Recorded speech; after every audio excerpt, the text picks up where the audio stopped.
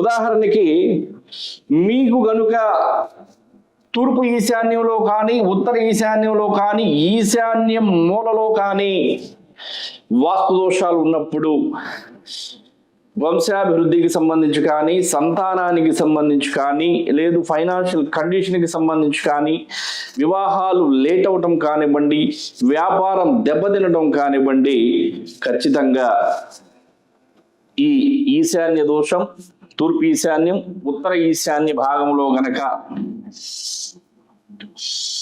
మీకు దోషాలుంటే ఇలాంటి పరిణామాలు జరుగుతాయి. మరలా మధ్య తూర్పులో కానీ మధ్య ఉత్తరంలో దోషాలు ఉన్నా కూడా ఇలాంటి ప్రభావాలే వస్తాయి. ఇటువంటి ప్రభావాలు ఫైనాన్షియల్ కండిషన్ దెబ్బతింటుంది, వ్యాపారాలు దెబ్బతింటాయి, పుత్ర సంతానం ఉండదు, సంతానానికి సంబంధించి పిల్లలకు సంబంధించి సమస్యలు వస్తాయి.